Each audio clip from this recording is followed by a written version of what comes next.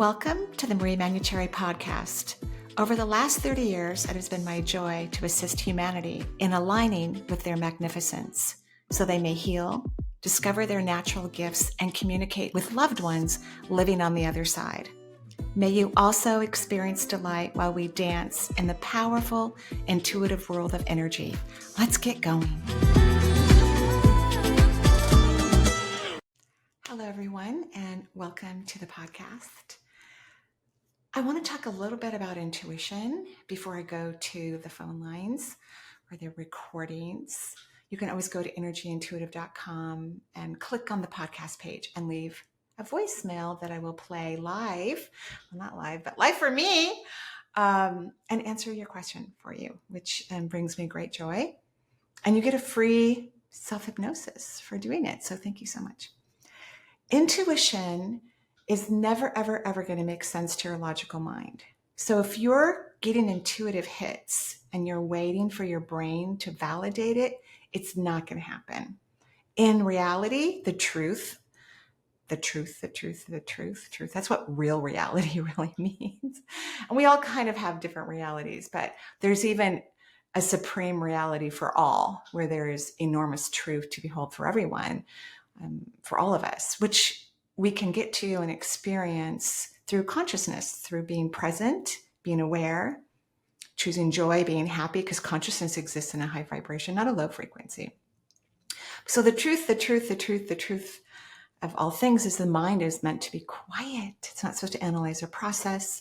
It's not supposed to give you a lot of data unless you're doing something very logical, and still you don't need a lot of data. Even if you were to be working on making a big purchase, I don't recommend spending hours researching the brand or the brands.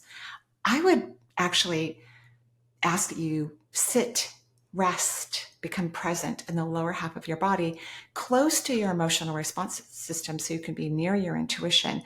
Pick an appliance or whatever this expensive thing is that you want to buy or need to buy from a feeling first, and then do a little bit of research. Does it meet safety standards? What are the reviews? So that's how I would start approaching things. Most people do it the opposite. They spend hours researching things, which is exhausting. That means they're using their logical brain to overanalyze and process. It was not created to do that. So try picking things, even whatever you're going to eat for breakfast or lunch. Rest in the lower half of your body and feel what food your body wants and listen to your body. So not only will your brain never agree with intuition, it will eventually, if you keep choosing intuitive solutions and answers, which I highly recommend, they're 1,000 times more accurate than the logical mind, your mind will get quiet. It will go, oh, he's using his intuition. It's more accurate. I'm going to be quiet. I'm not needed right now. And the brain wants you to do that. It wants to be quiet. It's a perfectly wonderful device. Like, I have to make sure I put the headphones on, that I click a certain button before I start listening to the voicemails so that you can hear them too. There's all kinds of things that we have to do in the physical realm that are critical to have success and flow in our life that are logical. And that's what your mind's for. It's not about analyzing or processing. So that's tip number one about intuition. Tip number two is that intuition is always expressed in a calm way, in a loving way, in a compassionate way. So if you start to get a lot of, stressed out information that is not intuitive, that is your ego, and it's not accurate, even if your intuition is going to share something with you that you wouldn't want to hear or see or feel, because intuition shows up in many different ways. To be multisensory means that you can potentially see in the multisensory world, or hear in the multisensory world, or feel in the multisensory world, or what all professional psychics want and typically experience is just knowingness. We don't really care how the information comes to us. It can even almost be like a collage, just like when we're out in the human world, we're having multiple sensory perceptions if we allow ourselves to. So it's going to be calm. I was once in my living room before I knew I was an intuitive. And of course, the more I look back, I feel like the universe has been speaking to me, as I'm sure it does to everyone. since I was a small child. And I was listening since I was a small child, but I think I just thought everybody thought that was normal. It wasn't until much later, like in my 30s, I began to go, oh, I still think it's normal, but a lot of people don't. But I was in my living room by myself. My children were out with their dad, and it was very quiet, serene, precious. And as I was walking slowly through the living room, because I loved that part of the house, I just felt this warmth and tingling come all over me, which is a sign the universe wants to talk to you. If you start to see a fence glow or a part of the water glow, or you hear beautiful sounds, stop what you're doing so that the universe can send you a message. It wants to talk to you.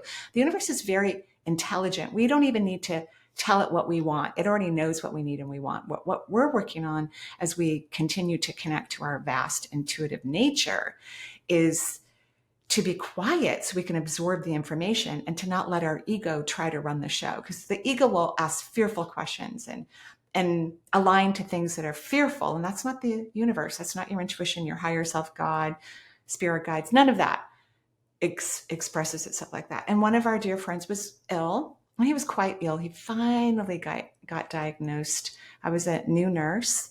And as I'm walking through the living room, and I feel this warmth and tingling in my body, as if I was standing in like a beam of light. That's what it really felt like to me. And so I stopped and I listened, and I was told in the most loving, delicious, it was gorgeously expressed to me that this man was going to leave his body in about 6 months. And he was young. He had a teenage child and a young baby. And in the moment that I was being told all of this, I was so happy. I was just thrilled. I was in bliss. I wasn't upset. I wasn't sad. None of that came across to me. And that's what it's like when you're in intuition, when you're in your intuitive body. Everything feels beautiful and gorgeous, and as it should be, no matter what you're experiencing. And then, of course, after it went away, and it felt like 20 minutes, but it probably wasn't, maybe 5 or 10. It was amazing. I still remember it to this day. And it was probably 35 years ago, something like that. And afterwards, maybe an hour afterwards, because the energy stayed with me, the feeling stayed with me, that's when I started to get in my mind and analyze and process and worry. Of course, I did tell our friends, and nobody liked what I said. I didn't know they were going to tell everyone else. This gentleman knew, and then his wife knew, and they weren't happy about it either, of course. But I always believe in sharing psychic information. In this case, it helped people to prepare for something that was going to happen. And that's critical and important, that especially a young parent who's going to leave the planet, to prepare and get ready for things, and for all their friends too. So I just wanted to share that story with you and remind you what intuition feels like, what it sounds like, what it looks like. It's quite beautiful. It's not alarming. It's not critical. It's not negative. That's all the mind. The mind is that way if you don't manage it. And in order to have access to your natural state of intuition, you do need to manage your brain. And remember, I like to think of the mind as like a dog. It needs constant positive praise and management. Okay, I'm going to go to the phone lines now and see what's happening. I have one quick question. A couple of times in my life, I've heard my name whispered to me. And I guess when I was younger, I thought maybe that was an angel or someone trying to get my attention about something. But I was usually pretty restful and quiet, nothing that I know of that was going on. But the main question is, sometimes I think about a friend of mine who has passed. She used to say I was her guardian angel. And one time I had a feeling like she was around and maybe she's my guardian angel. And I also hear voices in my head, like a cheering section. Sometimes it'll say yes if I ask a question, or no. Not sure if I'm making it up, because I believe I choose the way in which I want to receive information. Like seeing numbers on a clock, 222, 333. They're not lottery numbers, though, because I've tried, but I think it's a way of recognizing what I'm thinking about when I see these numbers. So I'll immediately look up the number and what maybe the message may be. But really just wanted to know, and I used to be very into it and very okay with it. I even thought at one point I controlled the situation. I decided on it and it happened. I did it so many times and it would be the same day or even sometime instantaneously. So just wondering what your thoughts about any of those are. Sorry if I had too many questions and I'm not going to go over my 3 minutes. Loved your talk. Thank you. I, Blessings to you. Bye for now. Blessings to you as well, Monica. You are very intuitive and psychic. I hear my name often. I even hear the doorbell ringing in the middle of the night, and I have a Ring app, so I know nobody's there. I know nothing's happening, and my dog just opened up the door, so he's walking into our podcast today. Hi, Charles. Charles, how do you open the door? So you're very psychic. Um, and I think you need to work on really harnessing your connection to your psychic ability, allowing it to be utilized in your life on a daily basis, and even consider a professional career as a psychic, an intuitive healer, whatever you want to call yourself.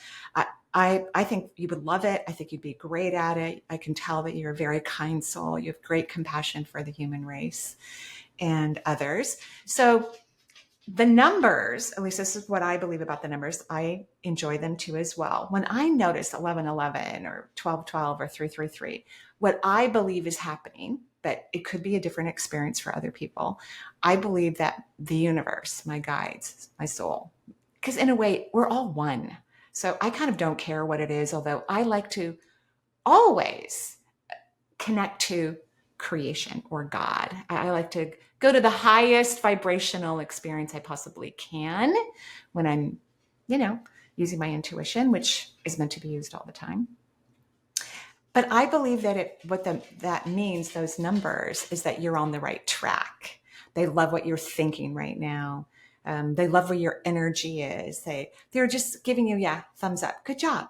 Could it be your friend nearby? Of course, but you're psychic. So you could easily have an experience with your friend.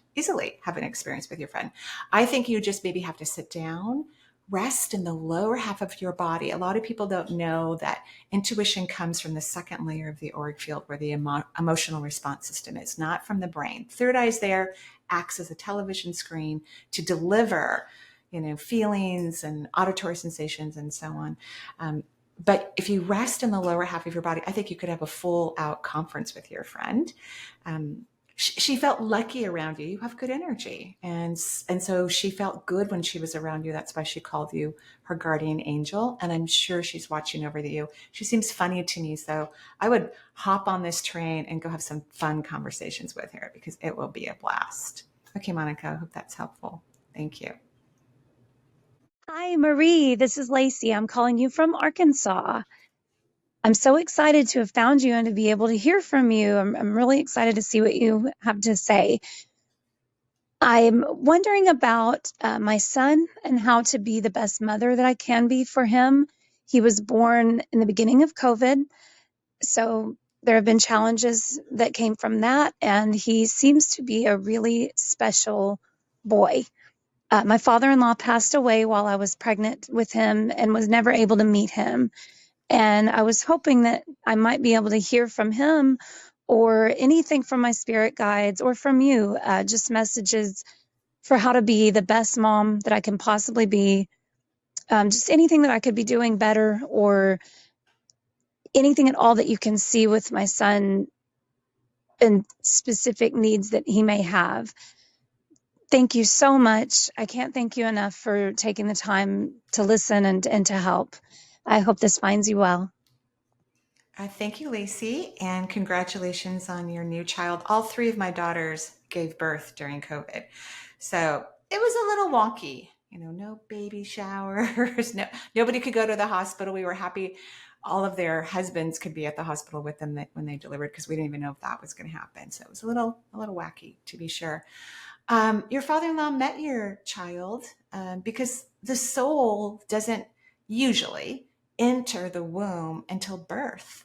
So, as your father-in-law was crossing over, he got to hang out with any future grandchildren, actually, and spend time with them and love them. And I'm sure he's meeting others that have yet to be born, future generations. So they have met. They've met in the most profound and critical ways from that one could meet as soul to soul. So don't be surprised if your son recognizes his grandfather's pictures, or that you feel like there's some sort of recognition that occurs when you talk about him. He might, perk up or smile or point at his pictures because he has met him at a very deep, profound, and special level. I think the best way that any person can be a great parent, I think there's a couple things. One, I loved saying all the time in my mind that my children were successful. And to me, success is happiness. So I don't really care, like the outward signs of success. I believe true success is true fulfillment, true happiness. That's what I believe. So I would say that all the time, as a positive energy, for my children. But I think the best thing parents can do, conscientious, aware parents could do, is actually do their own inner work. That makes you a better parent. Healing your own wounds, loving yourself, cherishing yourself, appreciating your parenting, honoring yourself. I think it'd be fun if you looked in the mirror and said, I'm a wonderful mother. Or if that's uncomfortable, an affirmation, then make it a what if question. What if I'm a wonderful mother? I think that'll be good for your energy. Your child will feel it. It will give your kid more confidence. So work on yourself. That makes us better partners, coworkers, employers, lovers, friends, by being happy and fulfilled within us. Yeah, that's what I think. Thank you for calling. That was lovely. Hi, Marie. This is Nancy from Florida. First, I would like to thank you for your time. I am super grateful for your generosity. I find your energy work and medical intuition absolutely fascinating. I just love it. So I was hoping to ask if you can see or describe my energy the way you see it. I know from your other podcasts that you see people's energy a little bit differently. And do I have any energy leaks, or is there anything that would be valuable or beneficial for me to know about? And if there is time and you feel so inclined, I wondered if I could ask if my guides have any messages for me. So thank you so much. I really look forward to hearing your response. Thanks again. You're very welcome. So I just wrote out your energy while you were talking. You do have two significant leaks, and these are not my favorite leaking areas.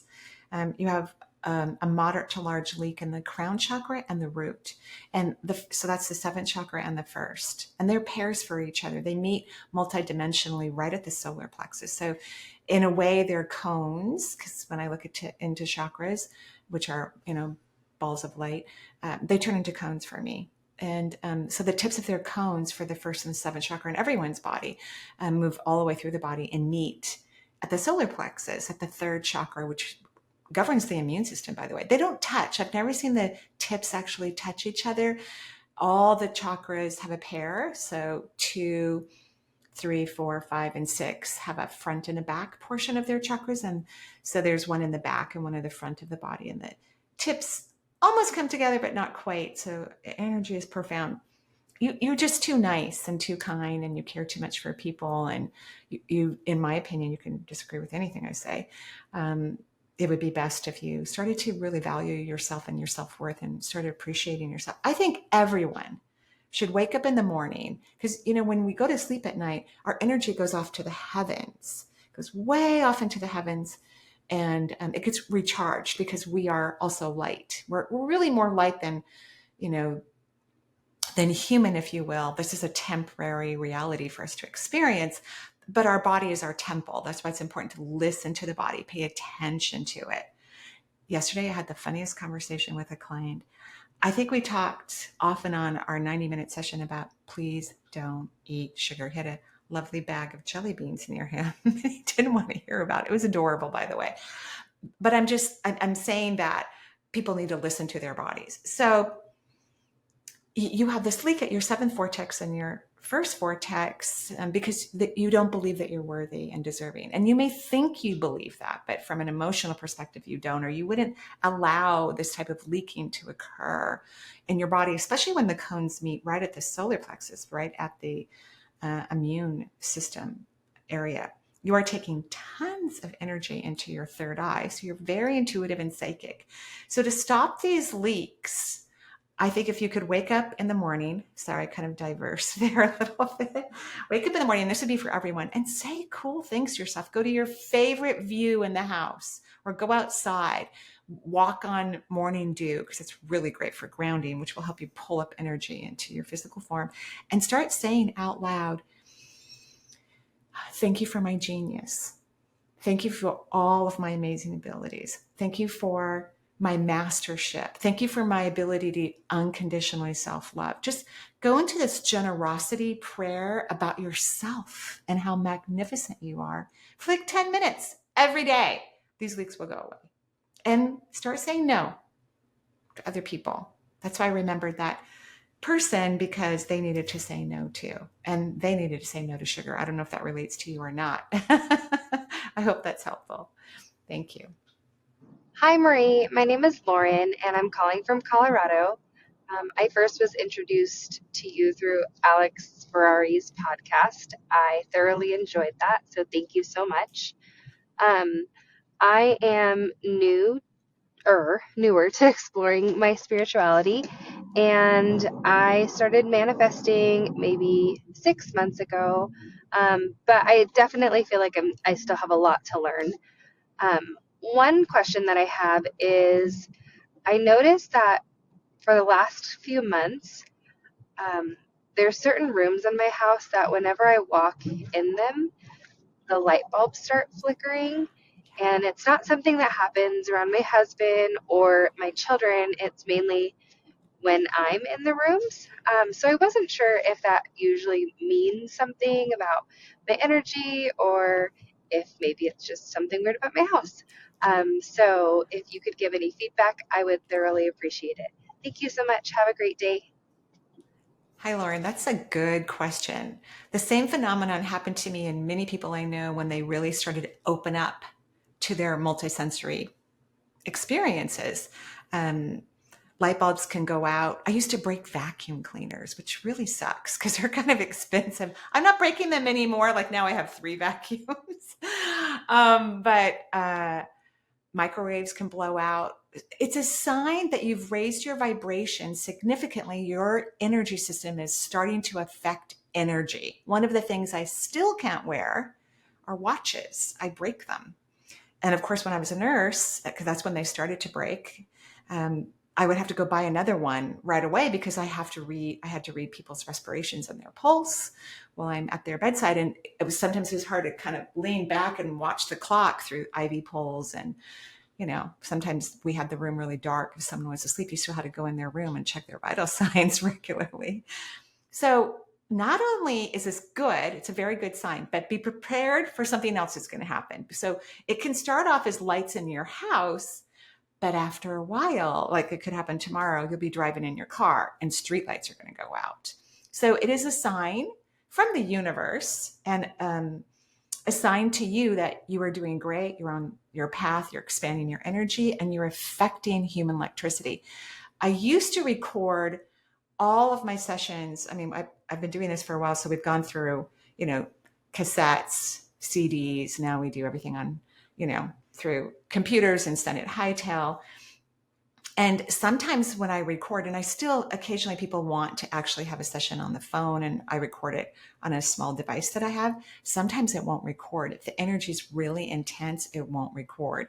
So when that happens, because I don't know till afterwards, I'll have to make an appointment with that client and do like a 20-minute recap of our session. So your energy is affecting electricity. It's a compliment. It's a good thing. Congratulations. And watch out for more. Hopefully you won't break vacuum cleaners. I don't think you will. I need a garage sale. I got a lot of stuff to get rid of and probably a couple of vacuums. All right. Have a good day. Hi, Marie. My name is Jessica. I have a question for you. I recently became a stay-at-home mom of 2 under 2. Being a mom was a dream that I have always had. I thought I would love it and thrive at it, and I am very much struggling. My husband works out of time, 3 weeks out of the month, and I am alone a lot during the day with no other adult conversation. I have really hard, long days, and I have just recently began taking antidepressants. I am wondering if you could maybe read my energy and tell me, one, I'd like to know if the antidepressants have any negative energy or a negative effect on my energy, psychic abilities, etc. And also what I could do to have easier days and find joy, because right now I am not finding hardly any joy. I appreciate you so much. Thank you. Hi, Jessica. And I didn't mean to laugh, by the way. I just remember, because I had 3 kids 2 years apart. And I went back to college. I was trying to finish college. I kept having children. So it took me a while to finish my prerequisites. And then I got into the nursing school when my youngest was 6 months old.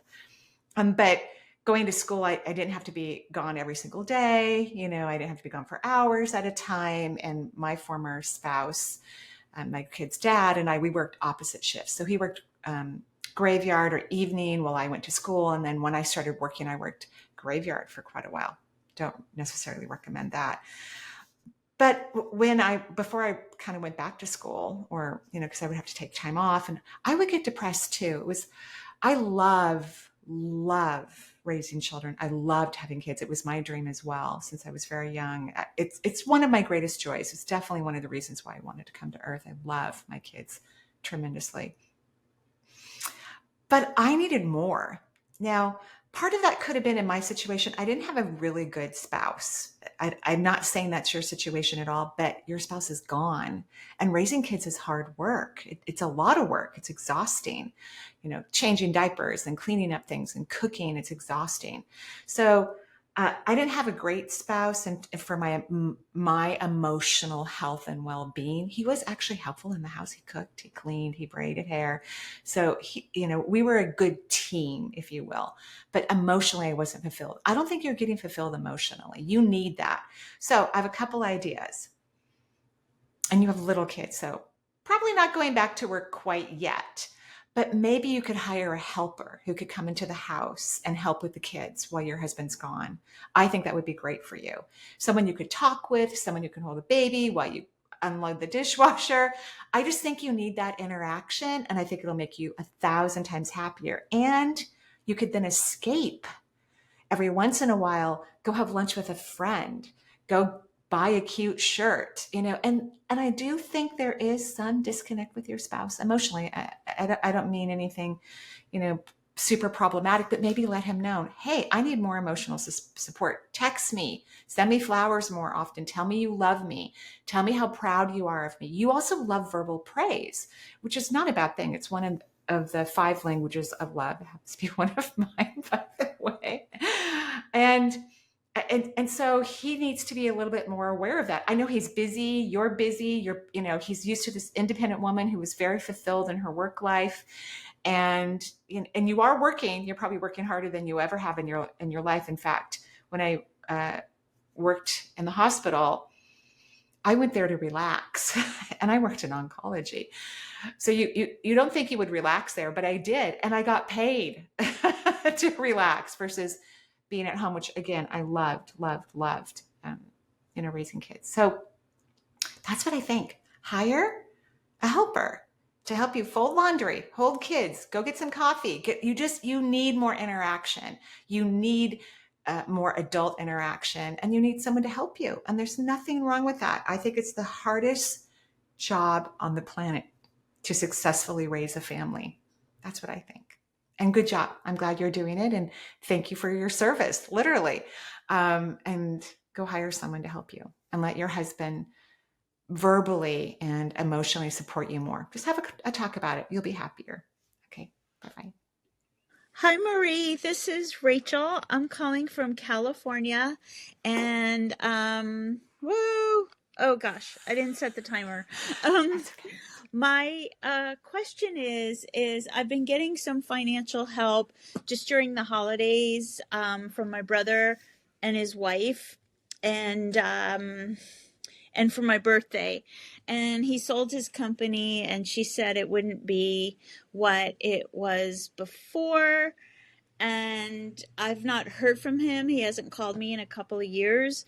So I'm getting concerned. What do you see? Do you see if that money is going to stop? He had some health problems.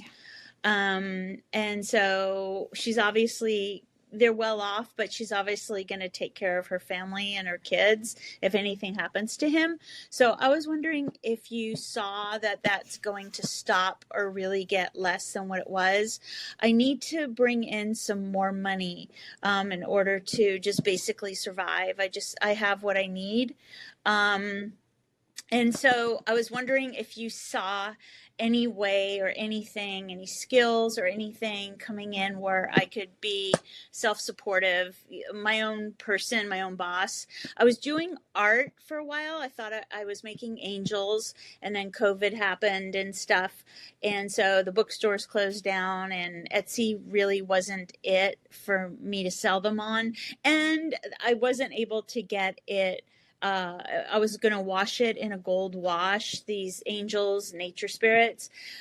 They look like they're made out of stone, but they weren't coming out right where I could go out there with a big bang and try to really market them. And a celebrity who saw them or talked to me or something once said, to put them on Etsy. That's where she gets her art, and it's great, but I just don't see that happening because you type in angels and there's a million things. I don't think they're that good for me to make money, although an angel reader did say she saw something in them many years ago and she got 3 of them. But if there's any input, any feeling you could see, I'm trying to keep my apartment. I have everything I need. So is my brother going to stop helping me? Like if he crosses over, does that stop? And is there anything you see where I could bring in some more money? Okay. Just place that in the light, and I would be so grateful if you could assist me in this. And I'm glad we like the same colors. I have a bird banner, and we like the same blues and all that. So they're really gorgeous. Okay. God bless. Bye. Okay.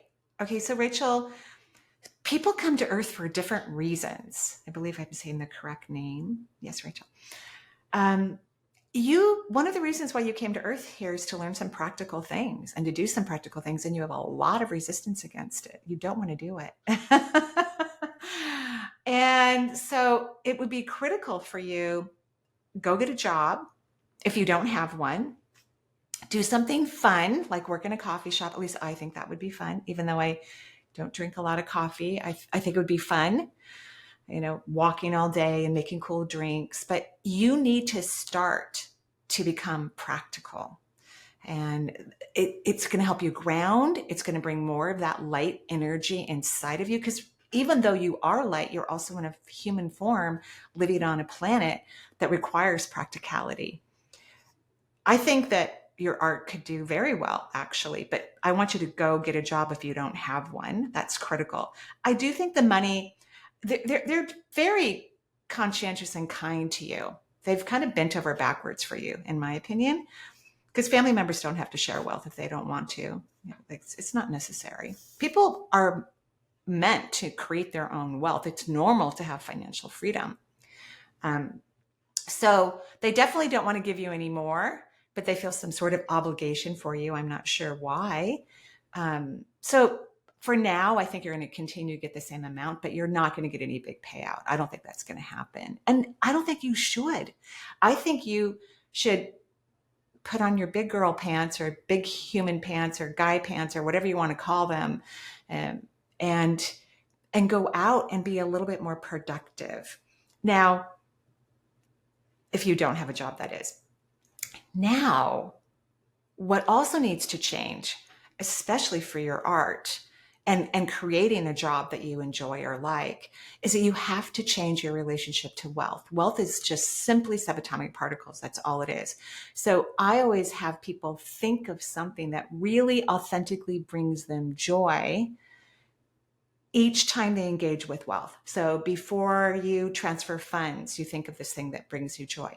Before you touch your wallet or grab cards or cash or, fill out checks, before you have any interaction with wealth, it's imperative that you shift your energy. And you have this belief inside of you that you can't make it on your own, that people have to help you. And I don't think that's true, by the way. I really don't. So I'm scanning you to find out what brings you joy, that high vibrational joy, so that you can align with it. Okay. And I've finally seen something. I actually see soil. You remember in school, and maybe this didn't happen for you when you were in a science class or whatnot, they would have these, I'm sure they don't use styrofoam anymore, but they would have these cute little styrofoam cups, and you fill it up with soil and you put little seeds in them. And it was part of the science project to watch the germination process and the little buds of green to come up above the soil. That makes you happy, like soil, earth, and you need to get grounded anyway. So try that out. Maybe the cups are sitting in sunlight and the little buds are starting to blossom. Try that out every time you interact with wealth, so that you can start to create a wonderful connection to resources, so you can have the resources that you want. So that is what I'm thinking. I hope that's helpful. Hi, my name is Aaron. I just found and ran across your podcast, and I'm out there lost in the woods searching for help. So my big question is, what can I do at this point to come back to myself? I don't feel like who I am after a couple of really bad years in the hospital. I lost a lot of people in my life, and family members have died, but I'm not connected to anybody anymore. I don't know what to do about it. I have really bad migraines. I've had one every day for the past 3 years, and the only day I've had one day without having a migraine, and I started crying. I still have them every day. My only goal right now is to come back to who I felt like I was before this, where there was a possibility of something great happening, because I don't even have that now. Any thoughts on what I can do about it? I'm trying to find as much data as I can about it, trying to read as much as I can about it, trying to think about it as much as I can. I've got memory problems with short-term loss. I hit my head really hard. I can't hear on the left side anymore. I'm wearing a hearing aid now. But I'm out of the hospital and I'm alive. I bought a deck of tarot cards the other day, and I'm not sure if that will help anything. I just don't know what to do with them. I don't remember what I'm doing with them while I've got them in my hands. And any thoughts on what I can do about that, or in the future to not feel so alone, I guess, and to remember who I am.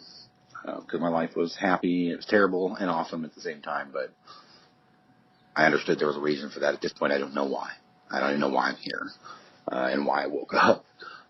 So thanks for your help. If you have any ideas of what I should do, thought about transcendental meditation, but I contacted them, haven't really heard from them yet. I'm just lost and kind of sad about it. It's been about a couple of years now. So thanks for your help, and hope to hear from you. Thanks. Bye. Hi, Aaron, and I'm so glad you're out of the hospital, and I'm happy that you're still here with us in the world. Unfortunately, or fortunately, it's just normal for people to die. In the US, we really need a huge education on life and death, and we need to talk about it. Recently, a dear family member of ours passed. My son-in-law's mom just crossed over, and it's something we've been talking about in our family, even with the kids, because it's critical, it's important. She's just a beloved, incredible human being, and I'm so happy I got to meet her a few times and share a beautiful wedding with her when our children married each other. And yeah, a lovely human being. But this is a temporary reality. People cross, and we really need to re-educate humanity, especially Americans, because we're just lost and confused about the entire thing. So I think you're very psychic. There's nothing wrong with not remembering what you experienced with the tarot card. I don't remember my sessions, period.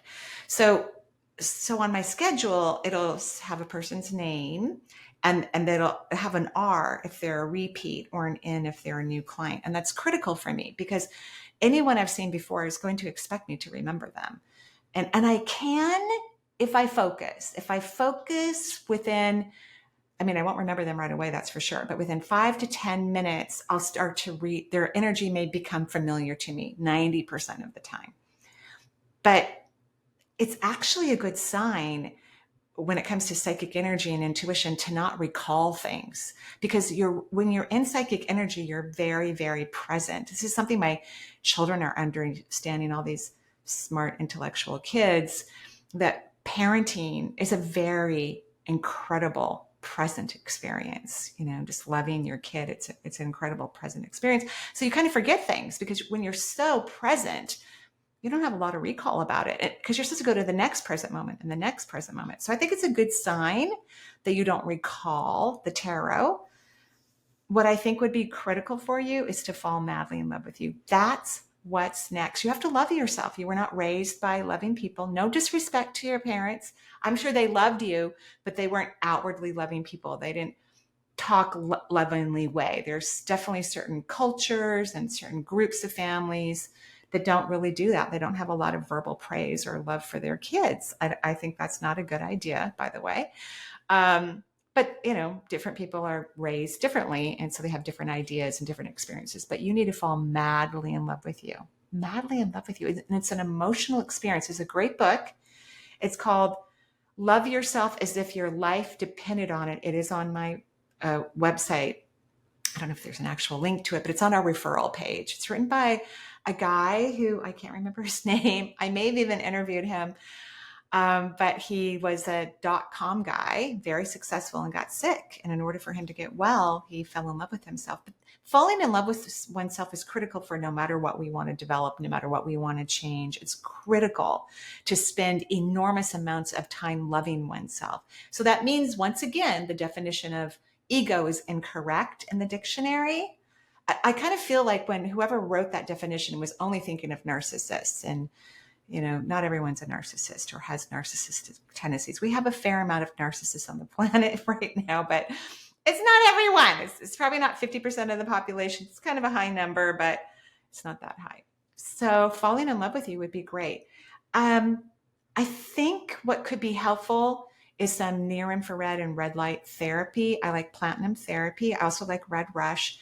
But if you decide to do that, get a panel, or maybe where you live, sometimes spas or chiropractors have panels, and you can try them out first to see if you like them, because I don't want anything to activate the headache. But if you decide to use some red light therapy, and it has to be done a certain way, meaning like that's why I mentioned these two brands, because they're FDA approved and they have the right combination of measurement of red light and near infrared light that come together. They work really well for healing. They're amazing. Don't put it on your face, put it on the lower half of your body, so that you can, so it won't bother your eyes, then potentially affect headaches. Headaches are a sign of psychic phenomenon. It means, what headaches mean to me, especially consistent ones, migraines, means that the person's very psychic and they're blocking their intuition. So to help yourself unblock your intuition, fall madly and deeply in love with you. And I'm glad you're on the planet. You're here to have fun. That's why people are here. So that's why we have to discover what brings us joy and what fulfills us. And you do that through falling in love with yourself. That's the main ingredient to everything, actually. Okay, thank you. Hi, Marie. This is Kristin. Something incredible and perplexing is happening. Every day, all the time, I see number synchronicities on clocks, on license plates, and T-shirts while I'm reading. These messages are so frequent that I take screenshots on my phone each time in order to reflect and research angel numbers at the end of the day.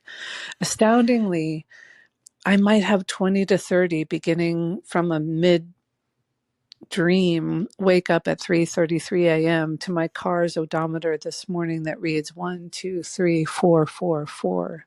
What I know is that this is a backwards process, time folding upon into itself over the past 6 years. Excruciatingly and yet willfully, I pried myself out of a very toxic relationship. Ever so slowly, I would wake up each early morning, called to listen to podcasts on narcissism while he slept beside me.